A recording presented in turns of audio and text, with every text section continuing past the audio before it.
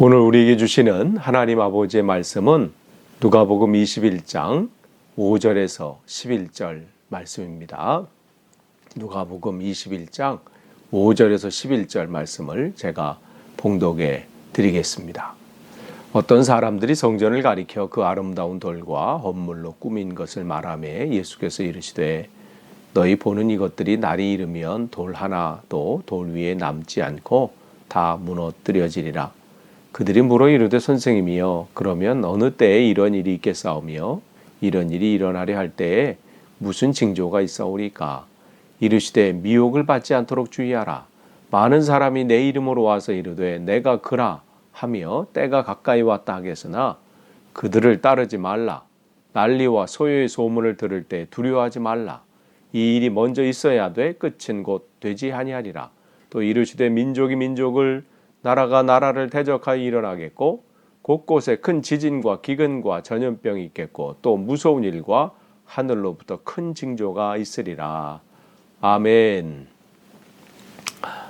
다시 한번 오늘 온라인 새벽 기도에 참석하신 여러분들을 환영하고 축복합니다. 우리는 계속해서 이 아침에 누가복음 말씀을 나누고 있습니다. 오늘은 누가복음 21장 5절에서 11절 말씀을 함께 나누면서 이 속에서 하나님께서 오늘 우리에게 또 주시고자 하는 그 큰 은혜와 그 지혜를 얻기를 간절히 소망합니다. 오늘 본문 21장 5절서부터 이제 38절까지는 이제 또 새로운 주제가 시작이 됩니다. 이제 재림에 관한 그러한 긴 설교가 시작이 되는데 그 전까지 이제 계속해서 주님께서 여러 그룹들을 통해서 공격을 받고 또 그에 대해서 하나님 그들을 사랑하는 마음으로 긍휼히 여기는 마음으로 말씀해 주시고 깨우쳐 주시지만 여전히 그들의 눈이 가리워져서 귀가 닫혀서 보지도 못하고 듣지도 못하는 그런 안타까운 상황 가운데 있었지요. 그렇지만 주님께서는 그들이 뭐 이렇게 공격하든 또 저렇게 덫을 놓든 주님께서는 맡겨진 그 사명을 감당하기 위해서 지금 계속 가고 계시는 거예요. 그리고 그 가운데 제자들을 또 그 함께 있는 사람들을 하나라도 더 말씀해 주시고 깨우쳐 주시는 그런 주님을 우리가 보게 되지요. 그러면서 이제 어쩌면 이 말씀이 오늘 특별히 이 재림에 대해서 이제 말씀하시면서 그만큼 이제 중요하다고 생각하시는 것이죠. 그러면서 이제 재림에 관한 설교를 시작을 성전 파괴되는 예언으로 말씀을 시작하고 계십니다. 어쩌면 근데 그것이 예견된 말씀이었는지도 모르겠어요.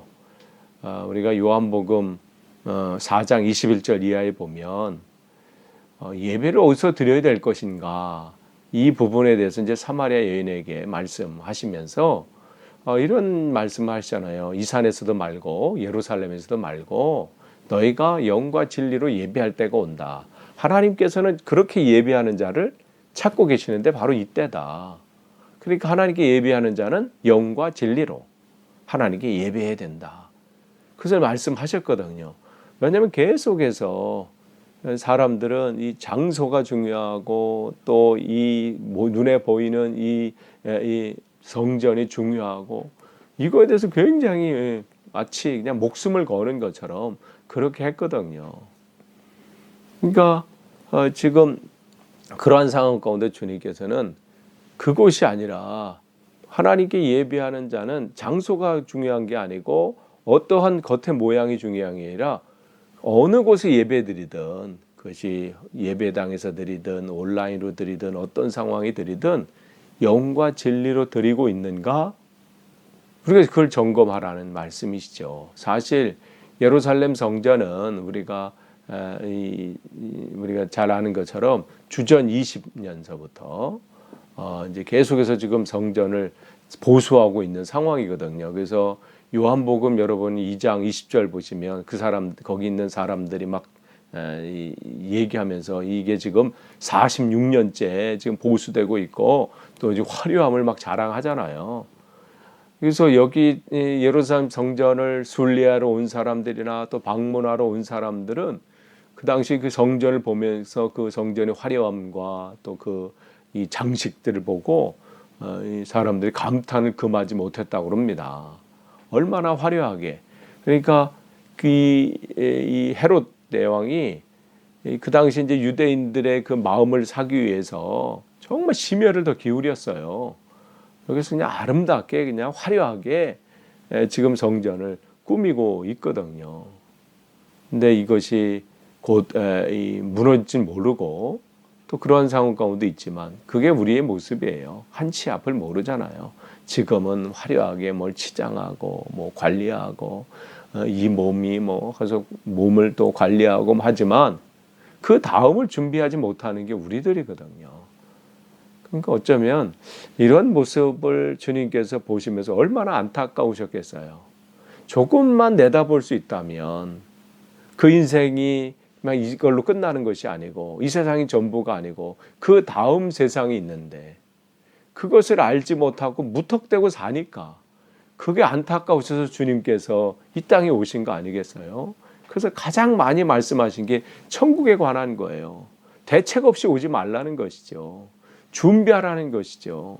그냥 이 땅이 끝이 아니라 그 다음이 있다. 얼마나 이렇게 이런 비유로 저런 비유로 뭐 얼마나 자세하게 말씀하십니까? 또 이해할 수 있도록. 그러나 여전히 눈이 가리워지고 귀가 닫히면 뭐 이 땅이 전부인 줄 알죠. 눈에 보이는 것에 흔들리고 마음을 빼앗기고 그렇게 되죠. 그러니까 심판의 결과를 맞게 되는 거예요.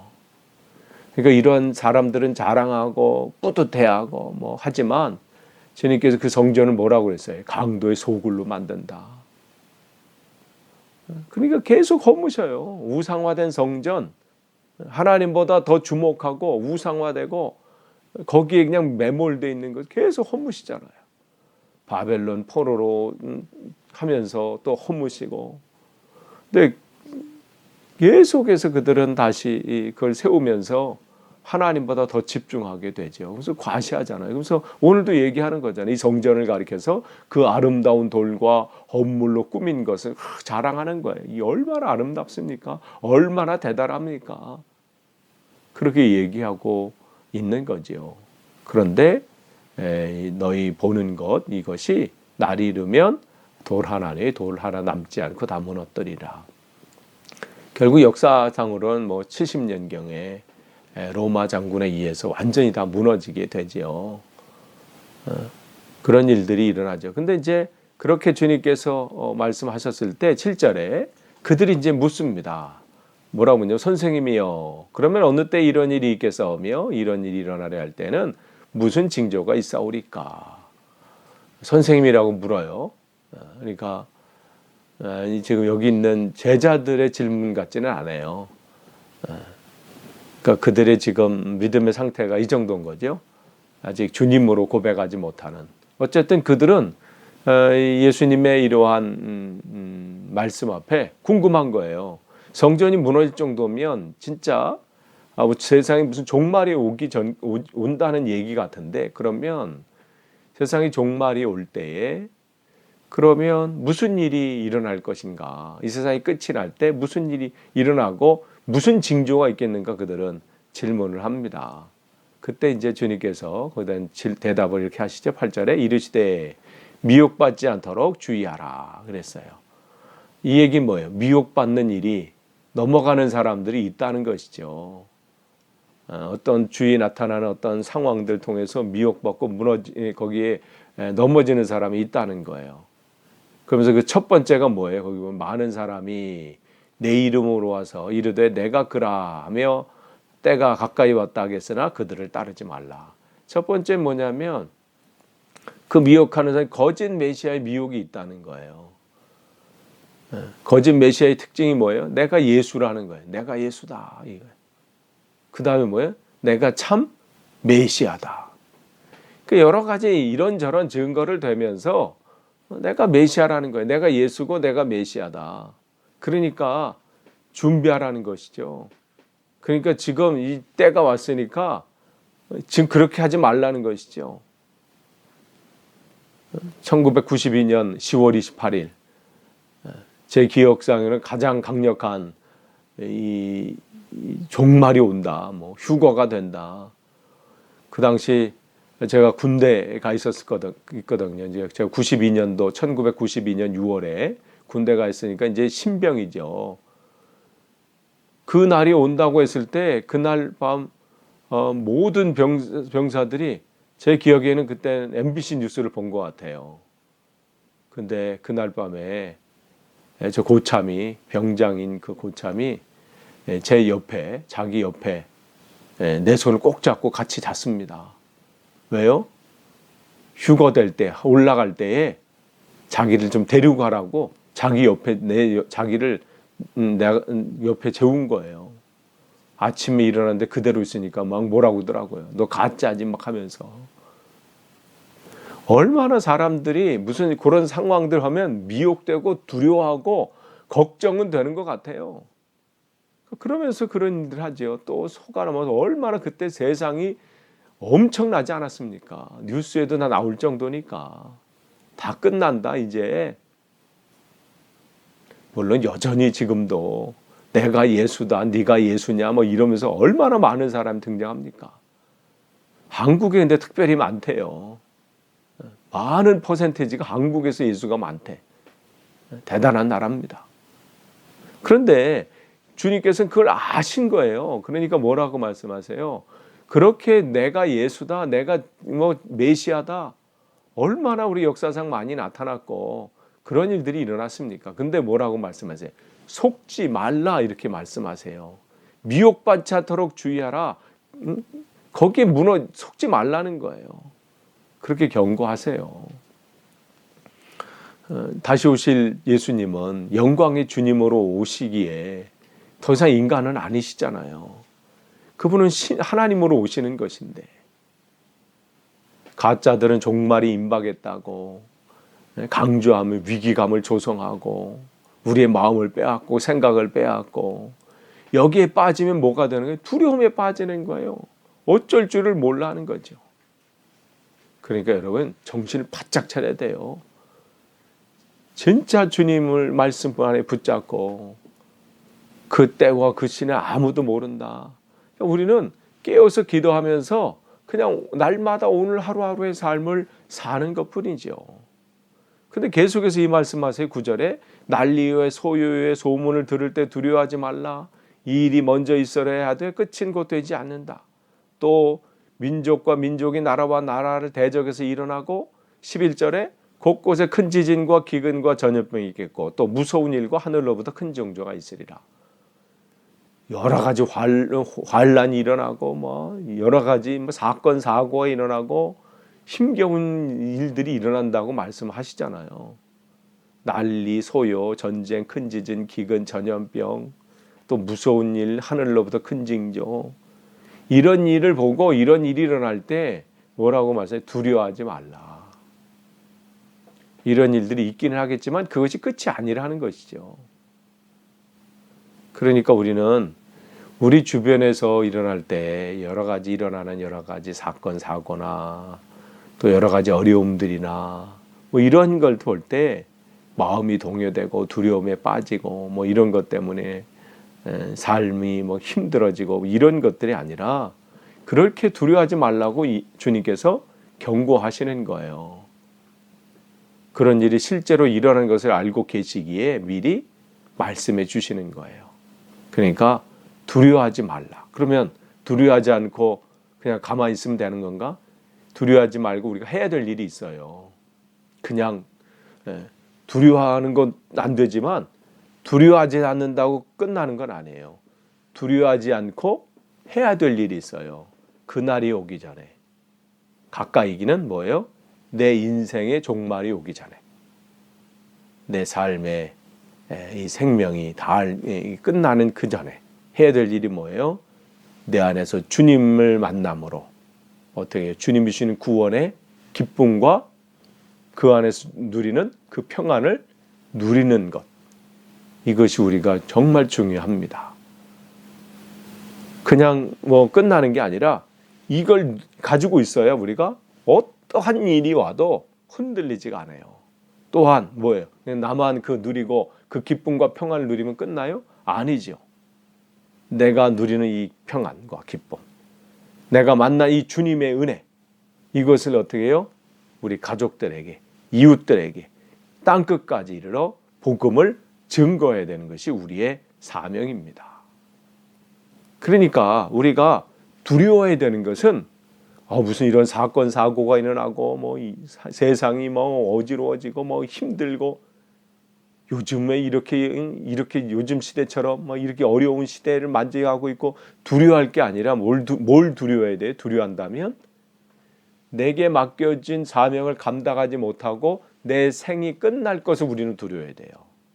그러니까 오늘 밤에 나를 부르시든지 내일을 나를 부르시든지 뭐 1년 후에 부르시든지 10년 후에 부르시든지 그건 중요하지 않고요. 어서 오시옵소서 주 예수요. 마라나타죠. 우리는 늘 그 주님을 기다리는 마음으로 살지만 우리가 어떻게 해요? 그 주어진 시간 속에서 그냥 어떻게 하면 큰일 났네 두려워하고 벌벌 떠는 인생이 아니라 복음을 증거하는 인생. 그거를 감당하지 못하고 주님 앞에 설 것을 우리가 두려워한다면 그런 걸 두려워해야 되죠. 그러니까 여러분 오늘 주님께서는 이 말씀을 우리에게 주시는 거예요. 때는 있다는 것이죠. 하나님께서 정하신 그 때가 되면 이 세상에 하나님이 다시 예수님께서 다시 이 땅에 재림해 주러 오신다는 거예요. 근데 그때 이러한 일들이 있겠지만 우리는 그런 것 때문에 두려워하는 것이 아니라 오늘 하루 내게 주어진 삶 속에서 주님과 더 친밀한 교제 속에서 맡겨진 일들 사명을 감당할 때 우리는 언제 오시든 우리는 주님 오시는 그날을 기쁨으로 준비할 수 있고 맞이할 수 있는 겁니다. 끝을 맺습니다. 오늘도 우리께 주님께서 새로운 생명을 주셨고 새로운 하루를 주셨어요. 오늘도 그 주님과 함께 기쁨과 평안을 누리시고 날마다 내 삶에 주님께서 나를 부르시는 그날까지 이 복음을 증거하고 내가 만난 주님을 증거하는 오늘 하루 되시기를 간절히 축원합니다. 기도하겠습니다. 하나님 감사합니다. 오늘도 복된 또 하루를 허락하시고 말씀으로 또 하루를 시작하게 하시니 감사합니다. 말씀을 주셨습니다.